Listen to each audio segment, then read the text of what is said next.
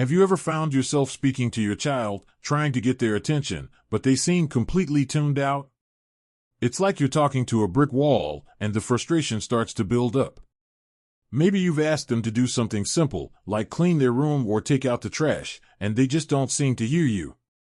Or worse, they're ignoring you on purpose, as if what you're saying doesn't matter at all. It's a tough situation, isn't it? You want to get through to them, but it feels like nothing is working. You're not alone in this. Whether it's the teenager who's got their headphones on, the young one glued to a screen, or the child who just won't listen no matter what, this is a common struggle. And it can leave you feeling like you're constantly battling to be heard. But here's the good news: you don't have to raise your voice to get their attention. In fact, there are peaceful, effective ways to connect with your child and help them tune in when you need them the most. In today's video, we're going to explore 5 peaceful ways to help your child handle those moments when they just won't listen. These strategies are all about building a better connection with your child, communicating in a way that resonates, and finding calm ways to get their attention without losing your cool. Now, let's talk about why this is so important. First off, as parents or caregivers, your relationship with your child is built on communication. When children feel heard and understood, they're more likely to listen when it matters. But if your child starts tuning you out or refuses to listen to your requests, it can cause tension, misunderstandings, and even disrupt the peaceful flow of daily life. And we all know that once things get tense, it's easy to get stuck in that cycle of frustration. This is why it's so important to have a toolkit of strategies to help you reach your child in a way that feels calm, loving, and respectful. So, let's dive into our first strategy. The first powerful way to get your child's attention is to connect with them before you speak. Think about it. When you're in the middle of a busy day, you might be focused on a task and only half listening to what's happening around you. It's the same for your child. If you're asking them to do something while they're distracted, whether it's by a game, a friend, or their own thoughts, there's a high chance they won't hear you, let alone act on your request. Instead of calling out instructions from across the room or asking them to do something without a personal connection, try getting closer. Make eye contact, gently place your hand on their shoulder, or sit down next to them. By physically connecting in this way, you're showing that they matter to you right in that moment. This makes them more likely to stop, listen, and engage with what you're saying. Let me give you an example. Picture this: your child is sitting at the table, absorbed in their drawing or playing with toys. You need them to clean up the play area, but they're so wrapped up in what they're doing that they don't even hear you. Instead of raising your voice or repeating yourself over and over, try gently approaching them. Sit beside them and softly say, "Hey, I could use your help with something. Can we tidy up together?" This small shift creates an opening for connection, rather than just issuing a command. When you connect physically and emotionally before giving a direction, it changes the dynamic. You're inviting them to participate, rather than demanding compliance. This creates a sense of teamwork, which is far more effective than trying to force attention or create conflict. Plus, it encourages them to listen, knowing they're not just receiving an order, they're part of the conversation. Now, the second strategy is equally powerful: giving clear and simple instructions. Often, when we're feeling frustrated, we might give lengthy, unclear instructions, hoping the child will understand. But what we don't realize is that kids, especially younger ones, can easily get overwhelmed by too many words or too much information at once. The simpler you can make your requests, the better the chances your child will listen and follow through. Imagine asking your child to pick up your toys, put them back in the right bins, make sure the room is neat, and don't forget to dust the shelves while you're at it. It's a lot of information for them to absorb, and they might get lost in the process. Instead, try breaking it down into smaller steps. For example, can you start by putting all the cars in the toy bin? This makes the task more manageable and gives them a clear starting point. Once they've finished that, you can ask for the next small step. This approach doesn't overwhelm them and keeps the communication simple and clear. Another benefit of clear instructions is that it reduces the chances of your child getting distracted or confused. When you provide simple, step-by-step guidance, it's easier for them to stay on track, and it gives them the feeling of accomplishment with each completed task. This is particularly effective for children who might struggle with following complex directions or feel anxious about big tasks. By breaking things down, you give them a sense of success as they go, which encourages them to stay engaged.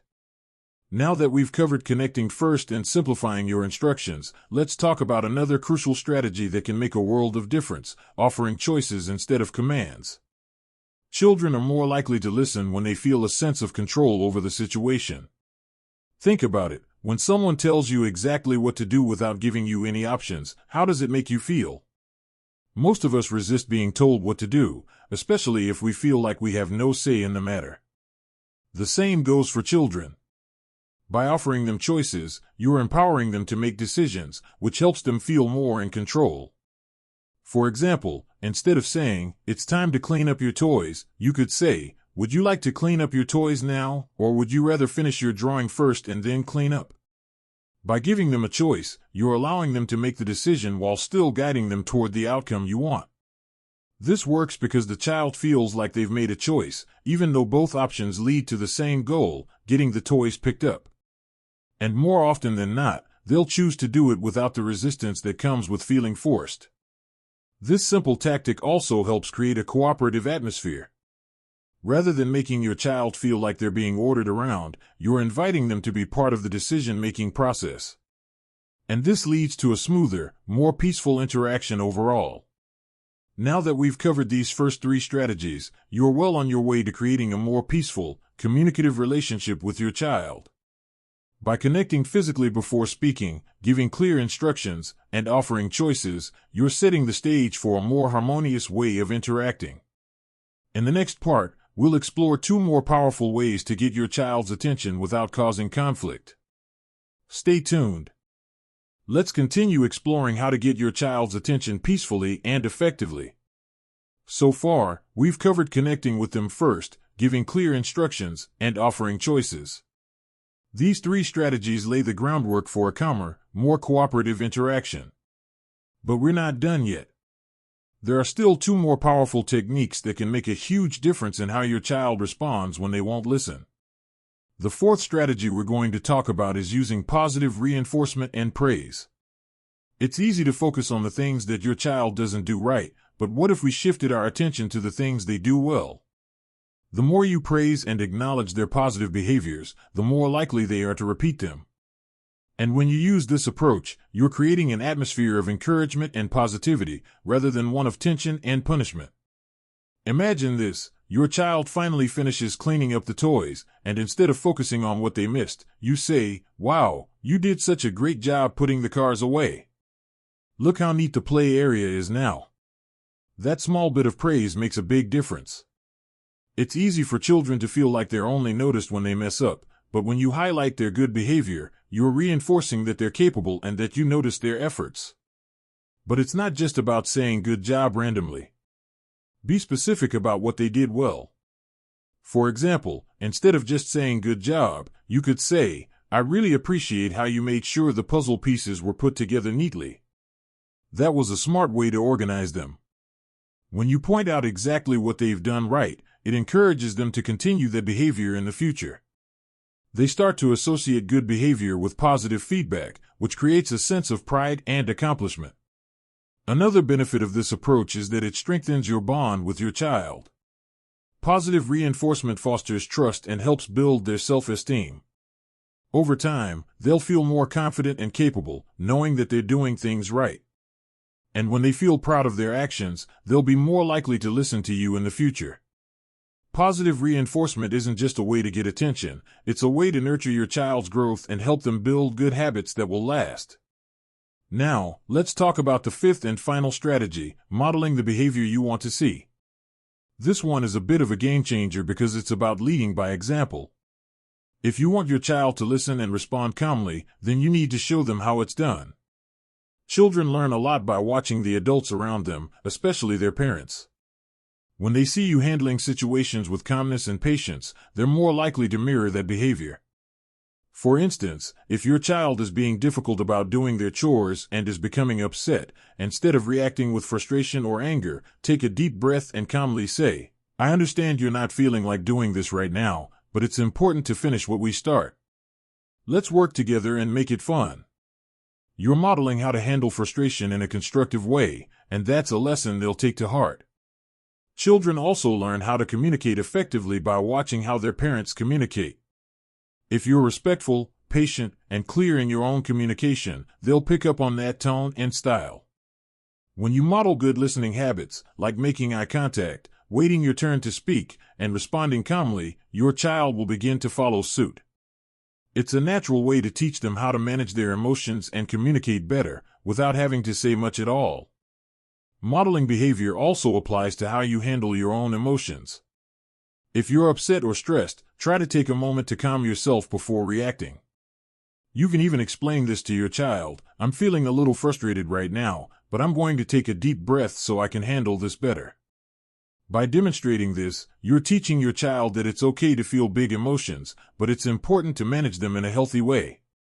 It's important to remember that children don't just listen to what we say, they watch what we do. If we want them to respond positively, to be respectful, and to communicate calmly, we have to show them how to do it. The more consistent you are in modeling the behavior you want to see, the more natural it will become for them to follow your lead. Now that we've covered all 5 strategies, connecting first, giving clear instructions, offering choices, using positive reinforcement, and modeling behavior, you have a full toolkit to help get your child's attention in a peaceful and productive way. But before we wrap up, let's take a moment to reflect on why these strategies work so well together.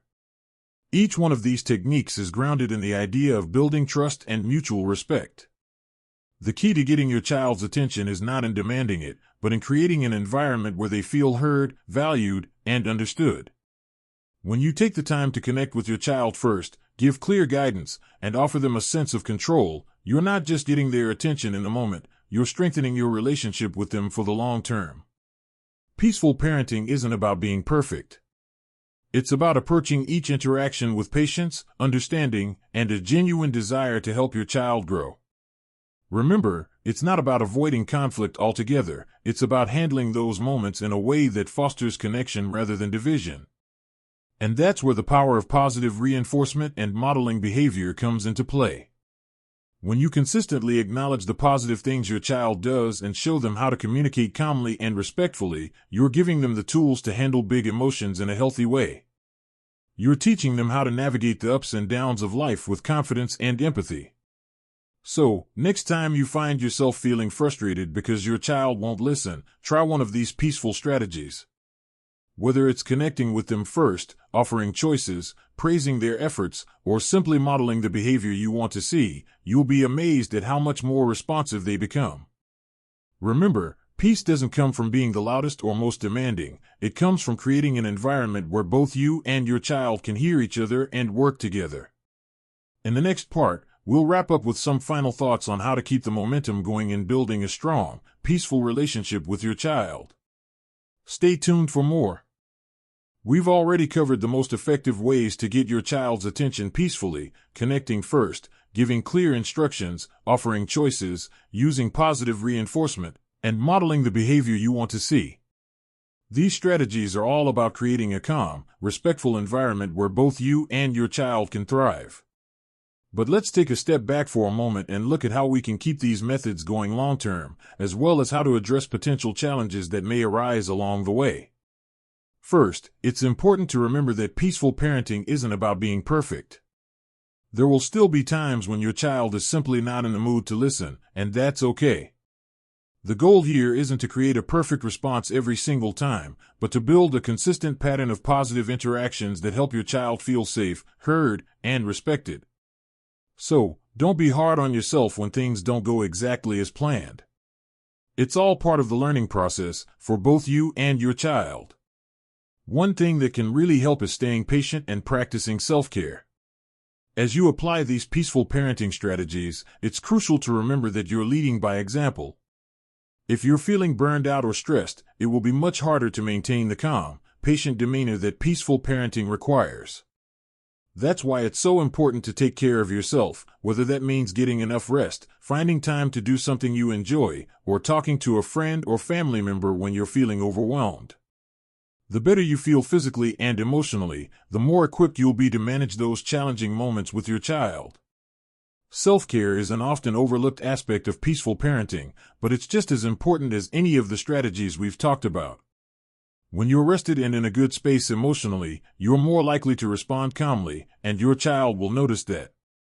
Children are keen observers; they pick up on the energy we give off. If we're frazzled or frustrated, they'll likely mirror those emotions. But when we're calm and at ease, they feel that sense of stability, which makes it easier for them to listen and respond positively. Now, let's talk about how to build consistency in your approach. Children thrive on routine and consistency, so the more regularly you apply these strategies, the more they'll become second nature for both you and your child. This means being patient and sticking with these techniques, even when it feels like progress is slow. Remember, it's a marathon, not a sprint. Over time, your child will start to learn what to expect and will feel more secure in their relationship with you, which will ultimately make them more responsive. A key part of building consistency is making sure everyone involved, whether it's a spouse, other family members, or caregivers, is on the same page. If your child is exposed to inconsistent approaches from different people, it can be confusing for them. It's important to communicate with those who help care for your child and make sure you're all using similar methods. This creates a united front and gives your child a clear understanding of expectations. Another thing to keep in mind is staying flexible. Every child is different, and their moods and needs can vary from day to day. While it's important to have a consistent approach, it's equally important to remain adaptable. Some days, your child might respond well to a calm, gentle tone, while other days, they might need more of a structured approach. Learning to tune into your child's specific needs and adjusting your strategy accordingly is an essential skill that comes with time and practice. There might also be moments when none of your usual strategies seem to be working. If you find that your child consistently refuses to listen or becomes more upset, it could be a sign that something deeper is going on. It might be that they're feeling overwhelmed, anxious, or even unwell. In these cases, taking a step back and checking in with them on an emotional level can make all the difference. Ask them how they're feeling, give them space to express themselves, and try to validate their emotions. Sometimes, simply acknowledging their feelings can help diffuse a tense situation. You don't always need to have a solution right away; just listening and offering support can help your child feel heard and understood. When it comes to handling big emotions, it's important to create a space where your child feels safe expressing how they feel. Encourage them to use their words to describe their emotions. You can model this behavior by saying things like, "I'm feeling frustrated right now," or "I'm really happy today because I got to spend time with you." This teaches them that it's okay to have emotions, and it's important to talk about them, especially when they're feeling overwhelmed. If you find that your child is consistently struggling with big emotions or behavioral challenges, consider seeking additional support. It's completely okay to reach out to a pediatrician, counselor, or family therapist who can offer further guidance on how to navigate these situations. They can help you and your child develop even more strategies for managing emotions in a healthy way. Ultimately, the goal of peaceful parenting is not to avoid conflict entirely but to handle it in a way that strengthens the bond you share with your child. It's about creating a nurturing, respectful environment where both you and your child can express yourselves and work together through challenges. By consistently applying these strategies and practicing patience, you'll not only get your child's attention when it matters most, but you'll also foster a loving, supportive relationship that can last a lifetime. Remember, parenting is a journey. There will be ups and downs, but every step you take brings you closer to a deeper, more understanding relationship with your child.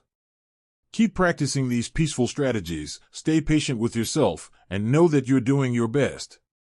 You've got this. If this video has helped you in any way, I'd love to hear your thoughts.